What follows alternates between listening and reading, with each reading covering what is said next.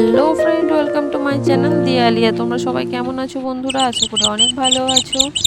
তো আমি আজকে চলে এসেছি, দেখো কোথায়, আমার গ্রামের পরিবেশটা দেখাবো বলে।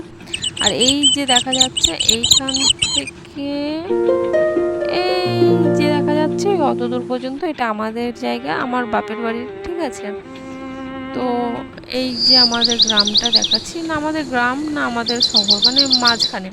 আর এইদিকে পুরো জমি আছে, এদিকে চাষ হয়। আর এই যে সামনে আছে, এটা বেগুন গাছ লাগানো আছে আর পালং শাক লাগানো আছে। বৃষ্টির জন্য পালং শাকগুলো নষ্ট হয়ে গেছে, আমাদের নয়, ঠিক আছে, এটা লোকেদের। আর এখানে আমি আছি, আমার মেয়ে আছে। অনেক গরম, অনেক রোদ, তবুও তো ওদের সাথে মজা করে নিচ্ছে। এই যে দেখা যাচ্ছে, ওই যে ওই অত দূর থেকে সামনে পর্যন্ত আমাদের জায়গা। তো চলো আমার চুলগুলোকে সামনের দিকে নিয়ে আসি। এই দেখো আমার চুল, অনেকেই বলো তোমরা চাউমিনের মতো আমার চুল, বাট কি করা যাবে, ঈশ্বরের দান, সবটাই সুন্দর, তাই না? কোনো ব্যাপার না। চলো, আমার চুলগুলো ভিজে আছে, এই কারণে চুলগুলোকে খোলা রেখে দিয়েছি, না হলে আমি কখনো চুল খুলি না। আর আমার মেয়ের হাতে এই দেখো ক্লিপটা, আমার মেয়ের হাতে।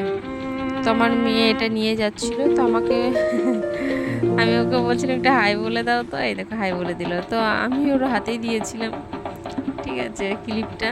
ও নিয়ে খেলছিল, এই দেখো, দেখেছো? তখন সাথে মজা করে নিলাম। আর এই যে আমি যেখানে যাচ্ছি, এটা হচ্ছে আমার মাসির বাড়ি, তো ওখানেই আমি যাচ্ছি। এখানে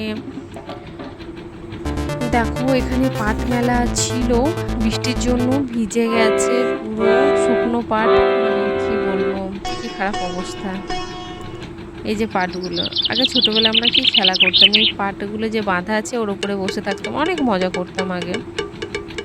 বাট সেই দিনগুলোর কথা মনে পড়লে অনেক ভালো লাগে। কিন্তু এখন আর এরকম আমাদের মতো আর কেউ করে না, এরকম কেউ খেলে না, ঠিক আছে। মানে দেখছি পাটগুলোকে, এর একটা যে গন্ধ, পাটের যে একটা গন্ধ এত সুন্দর, মানে কি বলবো, ধারণার বাইরে। আর প্রচণ্ড গরম, গরমে আমি পুরো ঘেমে যাচ্ছিলাম, মুখটা মুছে নিচ্ছি বারবার। আর এই দেখো আমি যাচ্ছি পিউর কাছে, ঠিক আছে। ও আমাকে ডাকছিল, বলছিল হাতে মেহেন্দি লাগানোর জন্য, তাই আমি চলে এসেছি ওদের বাড়ির কাছাকাছি। ওইদিকে আমার মাসি আমাকে বকছে, এই দেখো চুড়েলটা পেতনিটা এখানে বসে আছে মেহেন্দি হাতে নিয়ে, মেহেন্দি লাগানোর জন্য। আমি ওকে দেখিয়ে দিচ্ছি, ও বলছে কাকে দেখাচ্ছি।